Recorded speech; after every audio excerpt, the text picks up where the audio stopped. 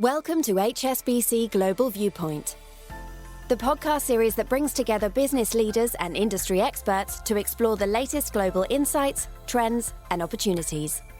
Make sure you're subscribed to stay up to date with new episodes. Thanks for listening, and now on to today's show.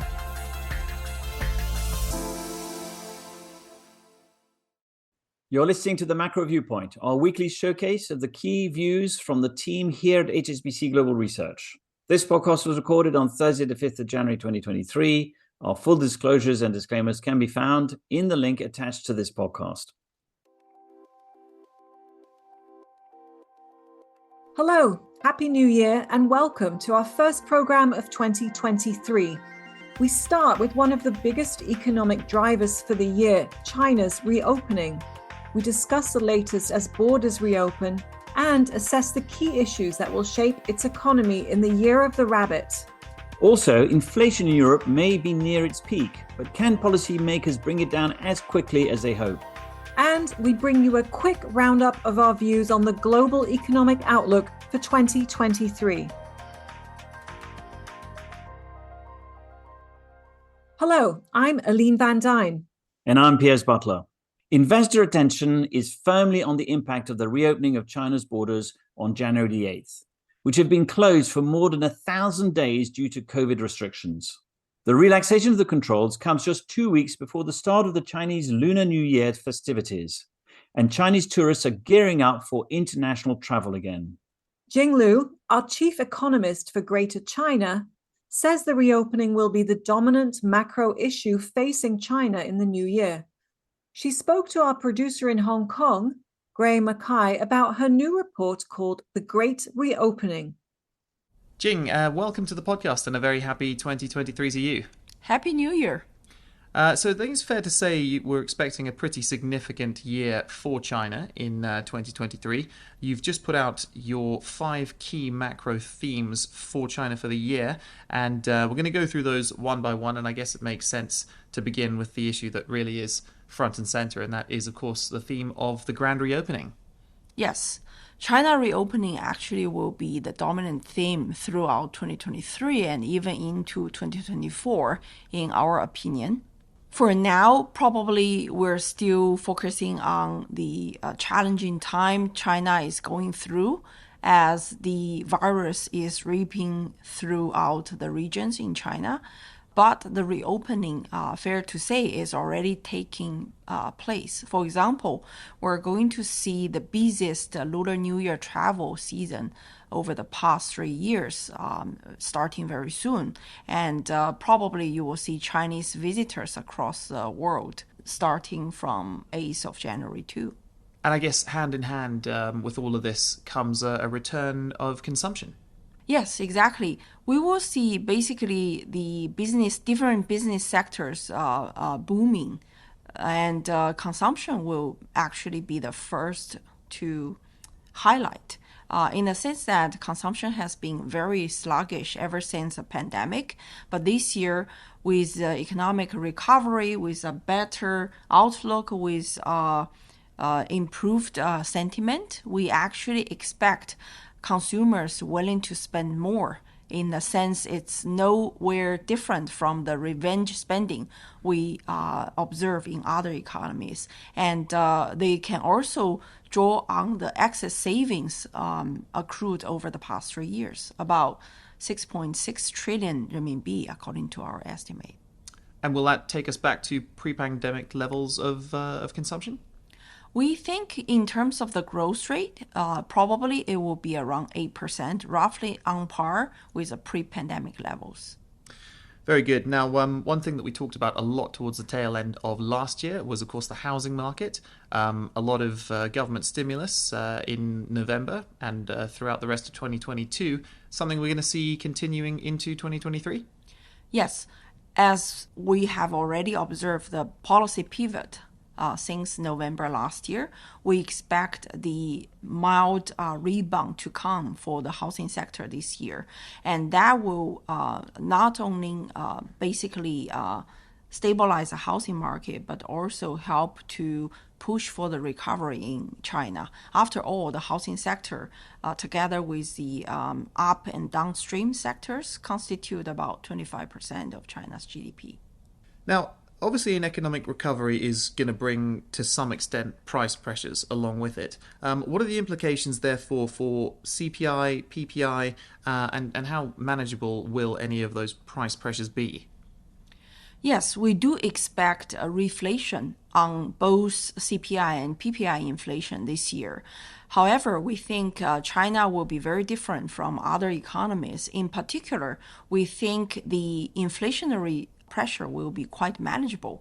And what has made China different, in our view, first of all, China is pretty much the last large economy to reopen, so it will not confront with the supply disruptions as other economies faced during the reopening. And also the negative output gap, the labor market slack will take time to absorb. That means the wage inflation will be pretty much contained. And on top of that, we also didn't see the household receive large amount of handouts from the government.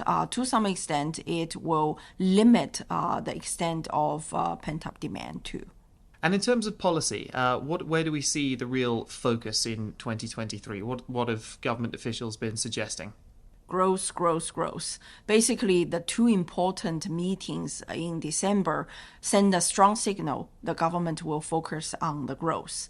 The expansionary fiscal policy will take the lead, complemented by very accommodative monetary policy. And also in terms of regulation, we expect more transparency and collaboration across different agencies. So taken together, we think the policy support together with a reopening will basically let China grow at 5% this year. Jing, great to get your insight. Thank you very much, as always. Thank you. Wish everybody a great year ahead. Jing Liu speaking to Graham Mackay on 5 macro themes for China in the Year of the Rabbit. And to hear more about China and the rest of Asia, we'd like to invite you to HSBC's Asia Outlook Conference, which kicks off in Hong Kong on Tuesday, January the 10th, before heading to Singapore on January the 12th. The event is titled Inflation, Recession and Beyond, and features presentations from global research's leading economists and strategists. If you can't make it to the in-person events, you can join an online session a week later.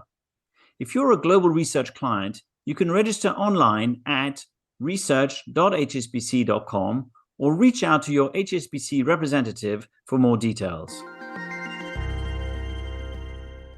I'm Harold van der Linde. And I'm Fred Newman, and you can find us under the banyan tree. Join us weekly on our new podcast where we bring Asian markets and macroeconomics into context with special insight from our regional experts here at HSBC Global Research. Search for HSBC Global Viewpoint on Apple Podcasts or Spotify, or join us via the HSBC Global Banking and Markets page on LinkedIn. Enjoy the rest of your podcast, and we'll see you under the banyan tree. We turn to Europe now, where 2022 was a fairly grim economic year as growth slowed under the pressures of the war in Ukraine and high energy prices. The key challenge has been inflation, which hit double digits and 40-year highs, forcing central banks to raise interest rates markedly. Over the coming years, policymakers expect inflation to fall from around 10% to that target of 2%. But is this a realistic expectation?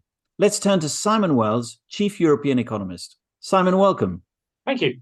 So, Simon, we heard from your colleague Jing Liu earlier in the podcast about her expectations of a recovery in China. Is that going to be a positive in your outlook for Europe for 2023? Well, when it comes through, it should be. But Europe's experience suggests China's recovery could be quite bumpy. We've also got the risk, of course, of a harsher slowdown in the United States. So globally, in the near term, the backdrop isn't going to be great.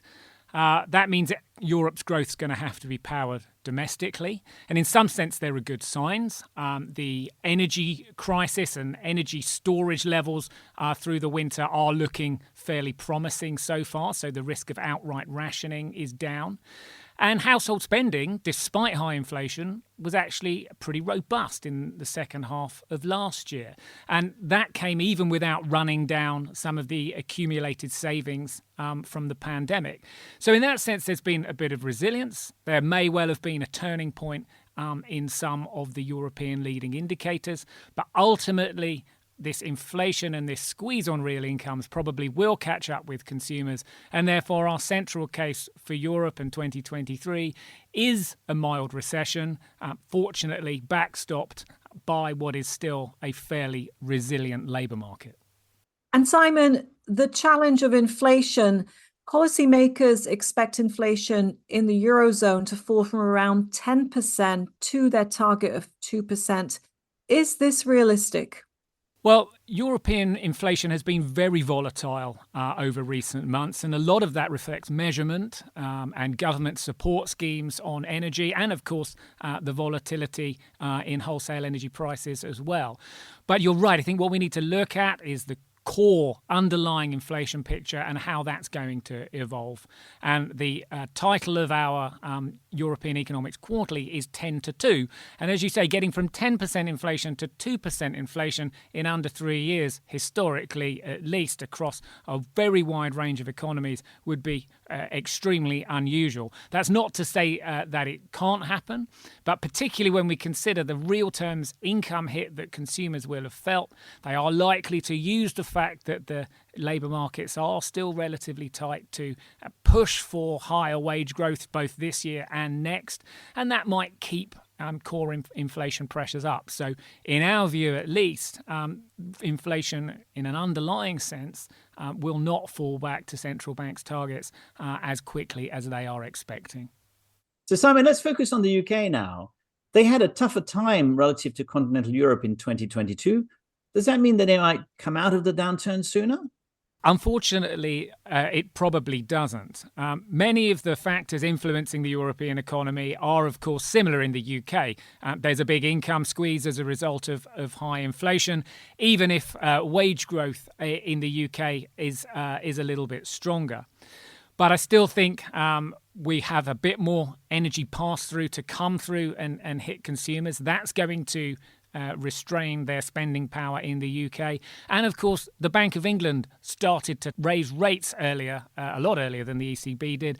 And so we've got more monetary tightening coming through for the UK. That is starting to be felt in the housing market, where house prices have started to fall really quite sharply. I think the UK is likely to suffer a more prolonged recession than the Eurozone, although by historical standards, still not a deep one, again, thanks in part to what is still a pretty tight labour market. So Simon, to finish, what are your policy rate forecasts?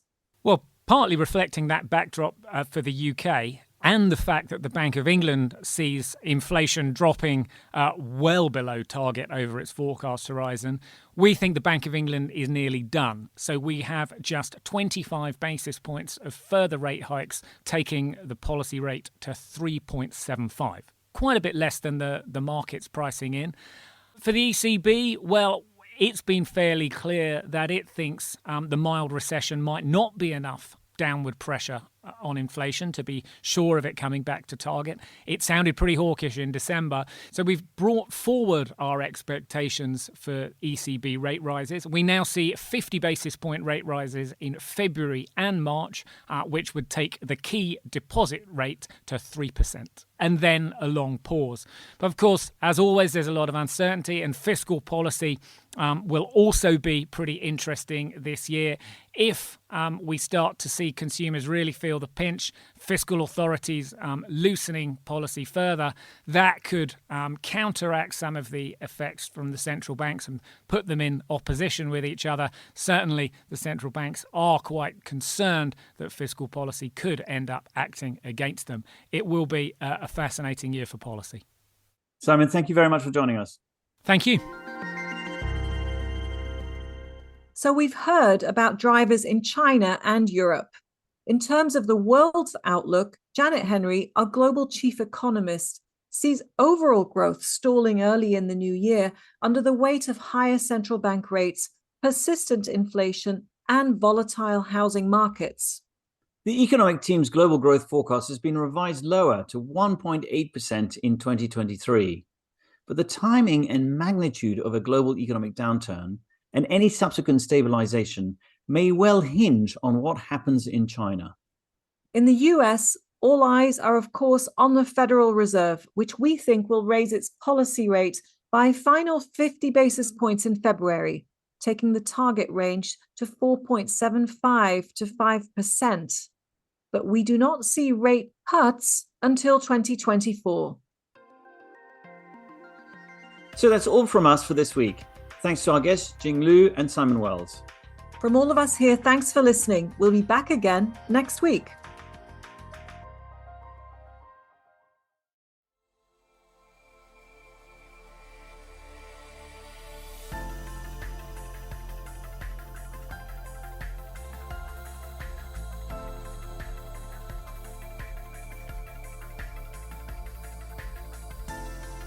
Thank you for joining us at HSBC Global Viewpoint.